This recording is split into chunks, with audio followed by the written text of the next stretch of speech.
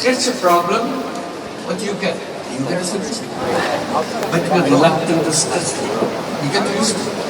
So don't get used to it. If you're used to it, the world will be very nice.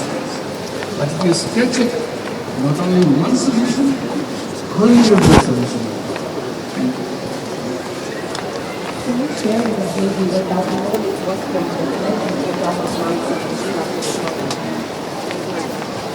It's a destitution in Bangladesh, poverty among many families. Here I'm teaching in university, teaching economics. Economics is supposed to give you all the answers. I had no answer for those people right next to my classroom. I think that the chairs you see, there's a bamboo stool made of the weeds, made of the bamboo. Beautiful bamboo stool. But you look at the person, the woman who's doing it, absolutely destitute. Torn clothes, very shabby, very weak, but she's producing beautiful stools. So I kind of and what she is. So I started a conversation with her. It was not easy, but finally I got to talk to her. The story is, she makes those stools, you think she'll be making a lot of money. So a trader from the town comes, buys her stool, and gives her the money to buy the bamboo for the next batch. And how much he gives her as a price for the bamboo stool? Very little. The reason? Because I'm giving you the money to buy the bamboo, so everything I control. And he makes the money. The person who gave all the skill on the labor, she doesn't make any money. She remains as poor as she is. Then I thought of something. I asked her, if I give you the money to buy the bamboo, then if you produce it, how much you can sell it for in the marketplace if you do it directly? She said she can double the money just by doing that. I said, okay, I'll give the money and you sell it and return the money that I give you. Then I give you more money so that you buy more bamboo, make it. She said, okay, I can do that. So I gave the money to her. Very small amount of money, $5. That's about the money that I gave. It changed her life because now she doesn't have to go to the trader to do that. She takes it to the market and sells it and gets a very good price. I realized that it's the same woman, same bamboo stool, with a little intervention, changes the whole thing. I said, there may be other women in the village suffering from that. So I took a student of mine, a woman, a girl student, because I cannot go to the women there. So a girl student to go around, find out who would fit into that category in the village. She came out with a list of 22 such women. And the total money needed was something like $30. Imagine that. So I said, okay, I give you the money. You go and give the money to them and say this story that I told you that you sell and give the money back, and I can give you more money so that you can produce more. And so that was the beginning of the whole thing. It was not a theory. It was a practical problem. You want to solve the problem. But I had no idea this will become such a big thing. Will become known as microcredit. That we are not thinking about any name at that. Create a bank out of it, because I'm one person. So if I'm there, they can get the money. If I'm not there, they don't get the money. So I said, why don't you set up a little office and call it a bank and do that? And that called it a Grameen Bank. And it became so famous. Someday it gets a Nobel Peace Prize, the bank itself. So that's the way it works. If it works for people, people respond very positively. So they had to fit into the problem that you see. And there are all the solutions are available. It's all in your head, all there. Simply you will never scratch it. So if you scratch a problem, you get the solution. It's a very profound anecdote, and thank you so much for sharing it. I think it also speaks to the importance of perspective. It's about the way we look at the challenges. You know, challenge can become opportunity, and the anecdote speaks to that. So thank you so much for sharing. I want to talk about resilience. So Bangladesh is a country that has witnessed environmental and economic crises, but has remained resilient despite experiencing these crises. How has your experience been shaped by that resilience, and how have you managed to withstand these crises and come back stronger? Human being as such is very resilient. They survive, they struggle, they don't give up. And the poorer you are, more spirit of struggling. Fight it out for yourself, for your children, to build the family, and so on. So it's built into the human being. Otherwise, human being will disappear. We have gone through history, so many problems. But we survived because we have that ability, strong will to survive. But if you put institutional support behind it, it multiplies. Your energy multiplies, your effectiveness multiplies. That's where our role comes. People who look from a distance and watch it and think of a way to get out of it. And I made it very simple for us, for students that I'm working with, to do this. I said, always remember, for every problem, there are multiple solutions. Not one solution, many solutions. Our job is to choose the best. Otherwise, hundreds of solutions for the same problem. Some are very good, some are middle class, some are low, some less effective. One is very powerful. So you can start anyone. It will work, but may not work very well. But you have the patience to study, look at the one which works beautifully and applies to many rather than few. So that's our job, to look at the solution, batch of solutions, pick the one which works the best, and then follow it up. If you multiply, if you found solution for one person, it worked. I can guarantee you it will work for the second person too. It will work for the third person too. So it's a very easy thing. All we have to do, find the first solution. Once you've done that, it applies to the whole world. Nobody is away from that because all are human beings. We did it in a remote village in Bangladesh, Jobra, where we started this little thing. Who knew someday in future it will be done in the United States? It's all over the United States right now, among many other countries. It's not just one country, many countries. But to see it happening in the United States, it gives a shockwave to people. What? They need this little money in the United States? They have poor people in the United States? There are lots and lots of poor people in the United States. You don't see them because government gives them subsidy. Government gives them a check to take care of yourself. So you hide the poverty. Many countries cannot afford to do that. They don't have enough money. Government doesn't have enough money to pay everybody to survive, so on. So you see that poverty very clearly. So some people thought, why don't we bring it to the United States? In 2008, they created called Grameen America. Everybody laughed. We don't need Grameen America. This is not Bangladesh. This is not a poor country. And the people who organized it, they said, no, it's not a poor country, but there are lots of poor people in the country. This is a rich country with lots of poor people. So that's what they did. Now, it is in 35 major cities in the United States. You name any city, probably this is one of those 35 cities.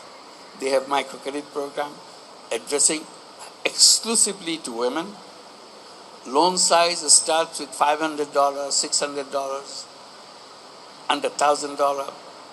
For them, $600 is nothing. But the poor person, for $600 changes her life. So we started there. It grew and grew over the years.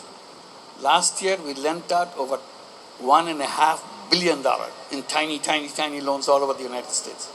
And every penny comes back. So it's just an idea. First they said it worked in Bangladesh, it will never work in anywhere else. I said, why not? People are people. They need money. So it started another country, so global. Somebody said, we have to do it in the United States. I'll give the money. You come here, do it. I said, okay, we'll do it. And now it's all over the United States. I said last year, the total money that we lent out was $1.5 billion. If you go 4 years from now, our projection is it will be $5 billion a year. So fast it goes because everybody wants that money. That's it. For sure, and I think it also highlights the fact that it's really about, like you said, turning your ideas into actions, and oftentimes people can be dissuaded by pursuing their ideas because they don't believe they're going to turn into the next big Nobel Prize winning concept, but sometimes they do. And so we're honored to have you. But on that note, I also want to talk about specifically today's global climate, one that's dominated by fatigue. We're facing a series of complex, interconnected challenges, and youth can oftentimes feel like they don't have the agency or capacity to address these issues. So what would your advice be to youth? Just before we hosted you, Your Excellency, our youth ambassadors were on the stage debating how they can reconcile sustainable development and eradicating poverty. It's no a simple feat, but you understand, and as I'm sure you're aware in your experience, the complexities that underlie tackling two very complex issues. It can result in people feeling like they can't tackle either. So how do you restore hope for youth in tackling both of these issues and global issues at large? See, we are used to seeing things in the same way that we always seen it. We don't want to change our perspective. If you look at the problem same way over and over again, you'll see, oh, it can't be solved. All it needs, change your position. Look at it as some other angle, from different directions. And suddenly you see, oh, there is another way. You have a solution.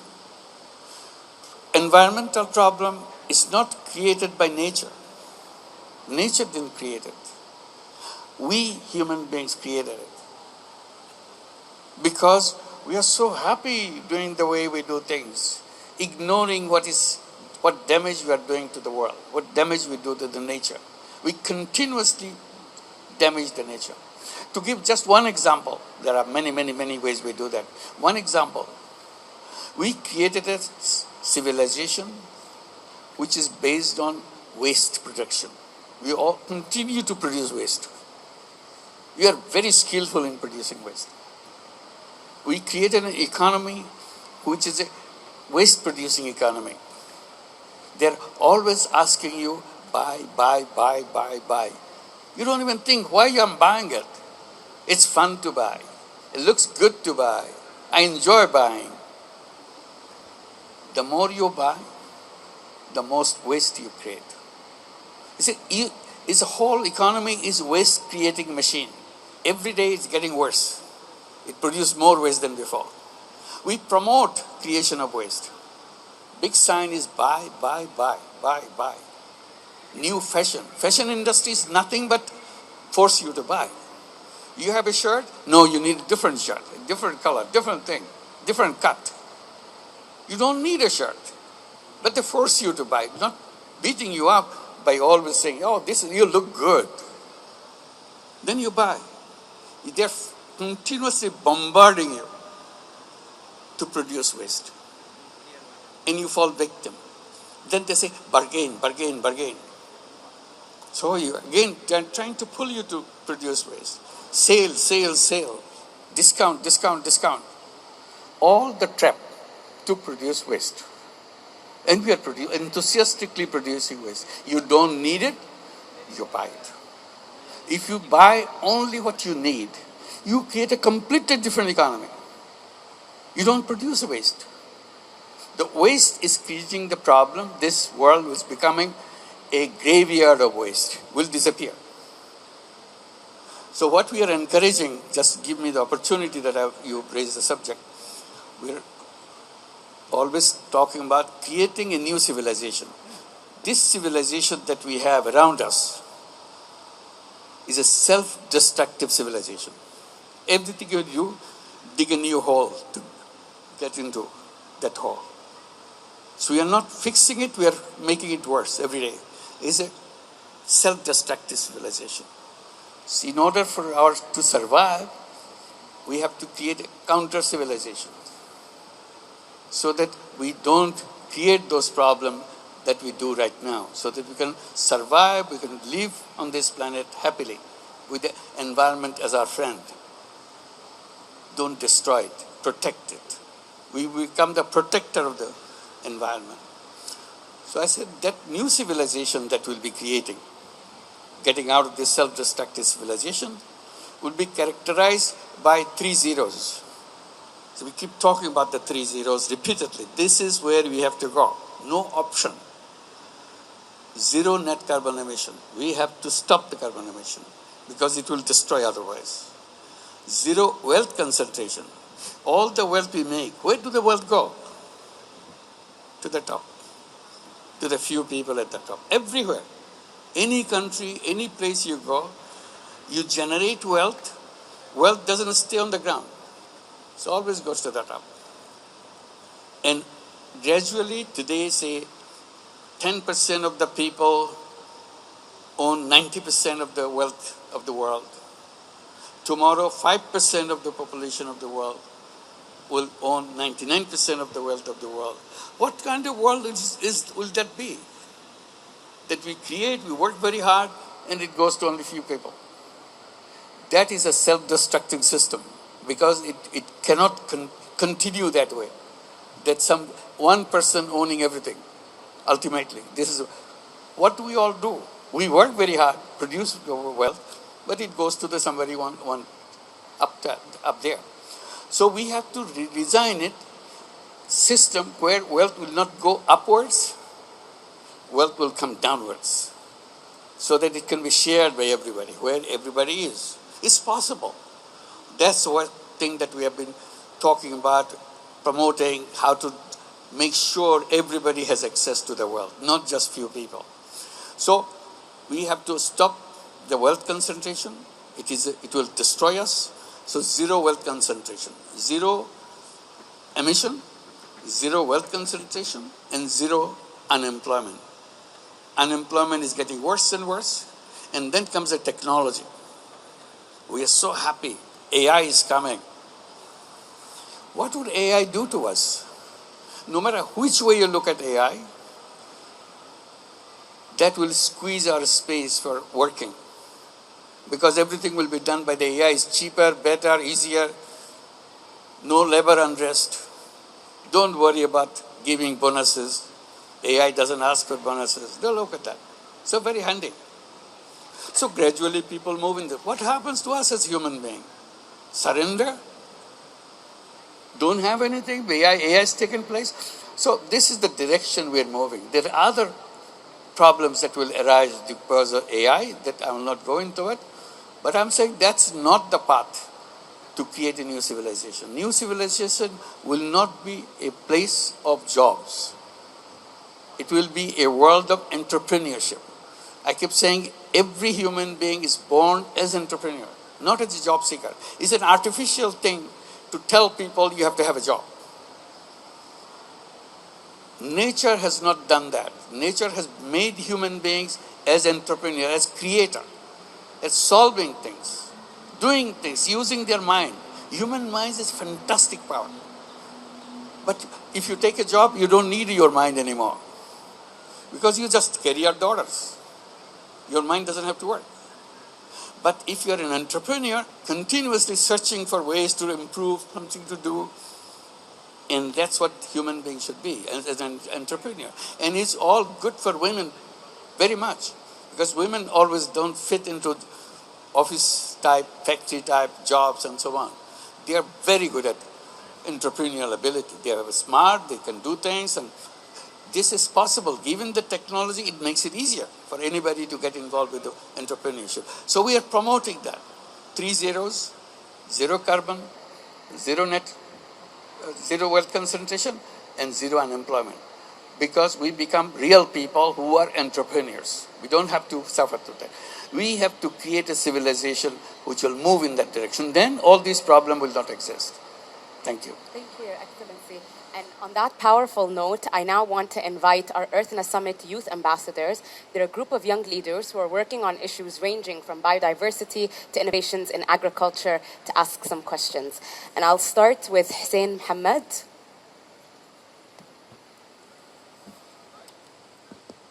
Is it working? Yes. So I wanted to ask, what is some advice for youth-led economic initiatives so that they're thriving, especially in regions that are vulnerable economically and environmentally with shocks? said something already, but I'll repeat. One, don't look for jobs. Again? Sorry. Don't look for jobs. Don't look for jobs. Don't look for jobs. Okay. Be entrepreneur. Okay. Solve problems. When you're an entrepreneur, you have two options. Usually they tell you have one option, make money. If you're an entrepreneur, you're supposed to create a business and you make money. I said, that's an old-fashioned idea, make money. Making money is fun. I'm not discouraging it. There are more fun of doing something else. What we call creating social businesses. Businesses to solve problems, rather than just make money for myself. And people say, why should I do something for making other people benefit from it rather than me? I would rather have more money. That's happiness. More money I make, more happy I get.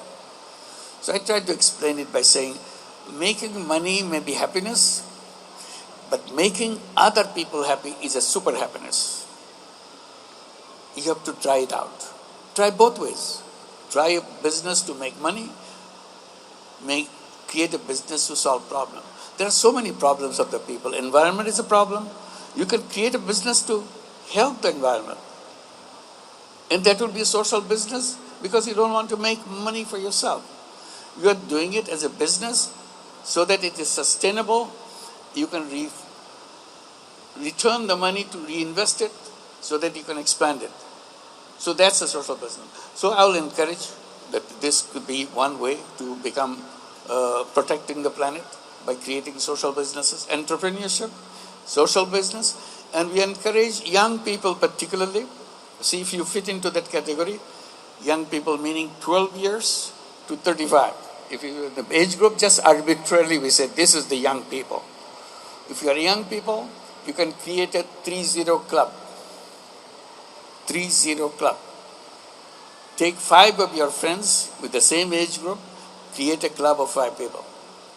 And promise within the club that we all 5 will become 3-0 people, 3-0 persons. Meaning each one will promise, I will not contribute to global warming. It will be zero emission. So I cannot change the world, but I can change myself. I will not do anything which will add to emission. So I figured out, what do I do every day which adds to emission? So I see, I do this, it adds to emission. I do this, it adds to emission. So gradually I said, I will not do all the 10 different things which add to emission. I'll do only 9. And if you succeed, I said, I'll do 8, 7, and so on. Finally, 0. I don't do that. I will not do anything which will lead to wealth concentration. And then I figured, what do I do to submit to the wealth concentration? And I want to stay away from that. I should not be the cause of the problem of the planet. I will be the solution of the planet, not the problem of the planet. And I will not do anything which will lead me to become seeking employment. I will become an entrepreneur.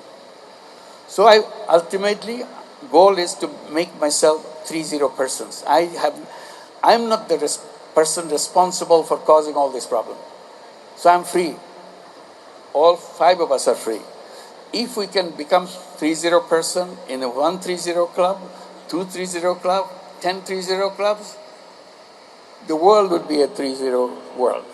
It's possible. Problem and the solution lies with me. I create the problem, I stop the creation.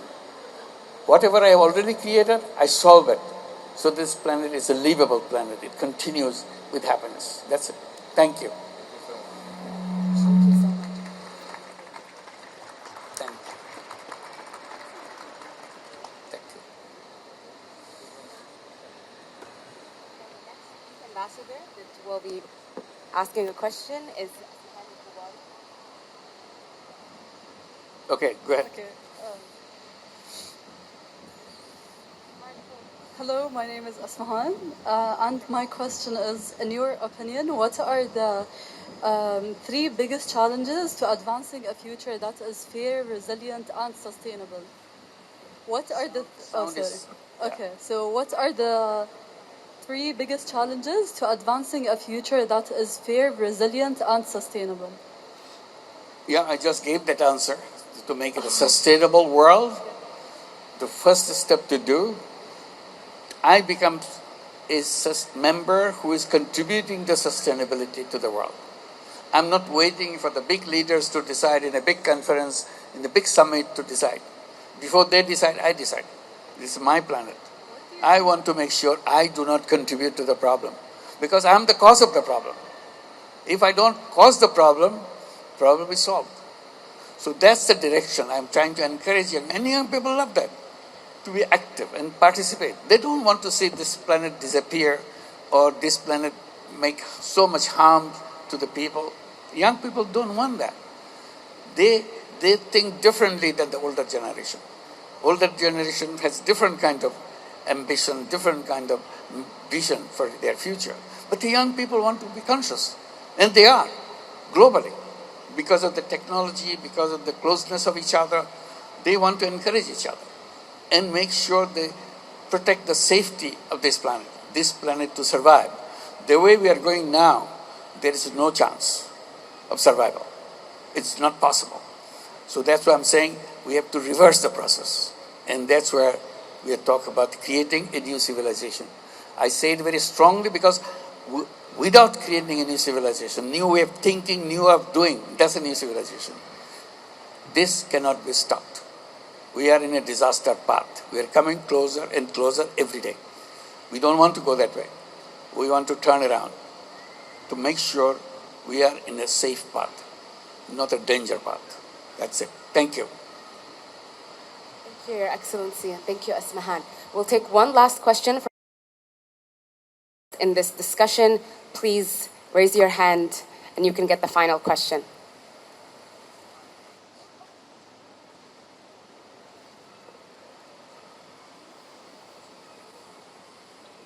Hello, Professor. Hello. Hello. Hi, my name is Fatma Al-Maadid. I'm from Qatar University, from the Biotechnology Department. So this is quite relevant to me. And I'm sorry, I'm going to read, if that's okay. I just want to make sure I get everything.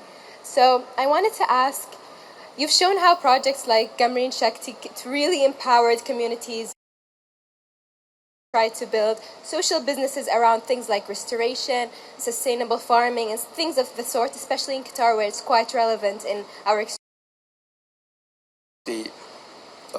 The question you raised, answer is exactly what we tried to do, achieve through Gamreen Shakti. It's a very simple idea. Bangladesh at that time, today there's electricity in the villages. When we did it some 20 years back, there's no electricity in the villages. So every villager, when the evening comes, turn on the hurricane lantern with the kerosene lamp. Kerosene lamp is the only way you can have lights. And the families, destitute families who have difficulty buying kerosene, they will finish their dinner before the sunset so that they don't have to resort to kerosene or light. They can't afford it, so save money. So that's the situation in Bangladesh. We looked around. In the meantime, something happened, something called solar energy. The first time we heard about it, solar energy, 30, 40 years back. Solar energy, so we studied that. Solar panel. My God, you can create energy, you can create power by solar panels. So we started inquiring about it and bought some solar panels from the international sources. Try it out. Can we do it affordable way for the villagers so that they can have electricity of their own? They will be producing their own electricity. Once we test it out, it worked. So we go to the houses, everybody, every family. We said, how much money you spend on kerosene every month for your lighting? They say, well, I spend X amount of money. Every month, there's a standard, I have to spend it because my family needs a light about this. I have several lanterns to do that, several lamps. So we go house by house and give them a message. We'll bring electricity for you. Oh, it will be very expensive. We cannot afford it. We said, okay, we'll make it easy. How much money you spend on kerosene every month? Well, she quickly says, oh, this is the money we spend every month. Give that money to us. That's all. You're not making extra money, spending extra money. We give you electricity, more light than your kerosene lamp. If you don't like it, we'll take it back, return your money, you go back to your kerosene. How can they refuse it? It's such an easy thing. Everybody loved electricity. They said, okay, we'll try. If it doesn't work, give it back to us. Very easy. And people started agreeing to that. And we started installing solar panels and everything. And everybody started. You know, the light is such a powerful thing, you don't realize it now. When it's all dark, in the villages of Bangladesh, those days it's all dark. If there is one electric bulb anywhere in any direction, you can see it from miles. And everybody says, what happened to that village? They have electricity. How can they have electricity? What? They brought electricity. They produced their own electricity. And say, why don't we have it on our village? So everybody comes to us. We bring us to us. And very quickly, we had millions having this solar energy and so on. It's a very simple idea. It's not a complicated thing. I didn't invent solar panel. Somebody did it. All I'm saying, bringing it to replace the kerosene lamp. So all the problems you see, from another angle, you see it's a very simple thing. Microcredit is a very simple thing. You say, oh, what is this big discovery that you have to give a Nobel Peace Prize for that? Anybody could have done that. But anybody doesn't do it. That's the problem. If you have done it, you would have gone to the Nobel Peace Prize. But nobody does it. Things are very simple. Simply, we think in a complicated way. That's our problem. If we think in a simple way, we found the solution. And all you have to do now, repeat. All solutions is about repetition. Solution comes very easy. Repetition, you get tired. You say, oh, no, I've done it, it's worked, it's all right. You give up. Don't give up. Pursue it. You can change the whole world by just one tiny little thing. Every one of you, every one of human beings can change the world. Just one tiny little thing. You just concentrate one little problem and make sure you have the solution. If you have the solution, the world will be changed completely. That's the way. It's easy. Thank you. Your Excellency, this was really powerful. Thank you so much for making the time. I feel inspired. Our youth ambassadors are inspired. Our audience is inspired. Thank you for sharing your insights. And I encourage you all to continue thinking about these questions beyond the session. And just join me in thanking His Excellency for